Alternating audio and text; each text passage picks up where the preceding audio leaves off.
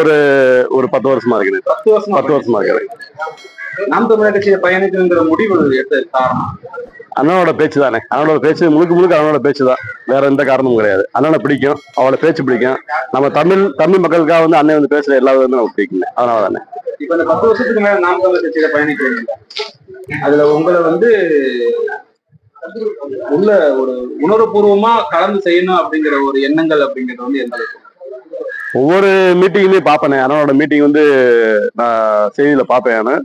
பார்த்துட்டு அண்ணன் பேசுற பொறுத்து தான் ஒவ்வொரு விஷயமே. அண்ணன் பேசுற பிடிச்சுதான் அந்த கட்சிக்குள்ள வரங்கிற ஆசை வந்துச்சு எனக்கு. முழுக்க அதான் காரணம்.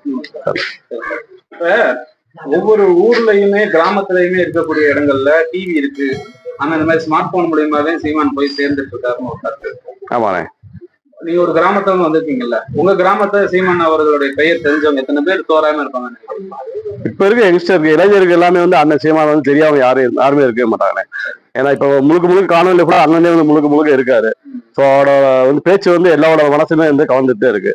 கண்டிப்பா இப்ப இருக்க இளைஞர்கள் எல்லாமே அண்ணனை வந்து பிடிக்கும். அண்ணனுக்கு எல்லாமே தெரிஞ்ச மாதிரி தான் இருக்கானே. ஒண்ணு அதை பத்தி ஒண்ணு மாட்டு முதியவர் எல்லாமே இப்ப எல்லாமே வந்து பாத்தீங்கன்னா இதுக்கு முன்னாடி அதிமுக திமுக அந்த வட்டாரத்திலே இன்னும் சுத்துறாங்க. இன்னும் வந்து வெளிநடப்பு யாருக்குமே தெரியல, முதியோர் யாருக்குமே தெரியல. இப்ப இருக்க வெளிநடப்பு வந்து இப்ப இருக்க இளைஞர்களுக்கு மட்டும்தான் அதிகமா தெரியுது. ஸோ அதனால அண்ணன் வந்து மாற்று கருத்து, அண்ணன் வந்து கண்டிப்பா அண்ணன் வந்து எல்லாருக்கும் பிடிக்கும். இப்ப இணையதளத்தை பயன்படுத்துறவங்க எல்லாத்துக்கும் சீமான் அவரை தெரிஞ்சிருக்கு.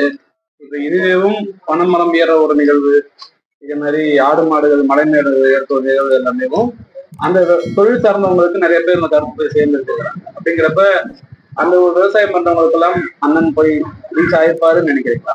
கண்டிப்பா ரீச் ஆயிருப்பாருன்னு. கண்டிப்பா வந்து எல்லாத்துக்குமே அண்ணன் வந்துட்டு பேசப்படுற ஒரு தலைவராகத்தான் இருக்காரு இப்ப. இப்போ அண்மையில இருக்கக்கூடிய கட்சிகள் பல இருக்கும்போது இப்போ விஜய் அவர்கள் வந்து புதுசா கட்சி ஆரம்பிச்சிருக்காரு, சரிங்களா? அவருடைய கட்சியில் இருக்கக்கூடிய கொள்கைகள் கோட்பாடுகள் அதை பற்றி சீமான் அவர்கள் ஏதாச்சும் ஒரு கருத்தை உங்கள்கிட்ட? அப்படி எதுவும் நம்ம சரியா தெரியலண்ணா. இப்ப திரைத்துறையில இருக்கவங்க வந்து எல்லாமே வந்து பாத்தீங்கன்னா இப்ப புதுசா இப்ப விஜய் வராரு அப்படின்னா ஒரு திரைத்துறையில அந்த மோகத்தினாலதான் எல்லாருமே போவாங்க. ஆனா போறாங்கன்னா ஒரு சில வருடங்கள் தான், அது வந்து நீடிக்காது, கண்டிப்பா நீடிக்காது. நம்ம தமிழருக்காக தமிழ் மண்ணுக்காக பாடுபடுற அண்ணன் வந்து கண்டிப்பா அடுத்தடுத்த இதுல வந்து எல்லாரும் மக்கள் வந்து சேர்ந்துக்கிடுவாங்க. கண்டிப்பா ஒரு வருடங்கள் தான் இந்த திரைத்துறை இருக்கவங்க, அதுக்கப்புறம் ஆட்டோமேட்டிக்கா காணாம போயிடுவாங்க. தமிழக வெற்றி கழகம் அப்படிங்கிறது இன்னொரு மக்கள் நீதி மையம், அதாவது கமலஹாசனுடைய கட்சின்னு சொல்றாங்களே. கண்டிப்பா இருக்கலாம். கண்டிப்பா அதுதான் உண்மை. இன்னொரு அடுத்த சட்டமன்ற தொகுதிக்கு வந்து இப்ப அண்ணன் சொன்ன மாதிரி தமிழக வெற்றி கழகம் இருக்கும். அடுத்து இருக்குமாங்கிறது சந்தேகம் இல்லை.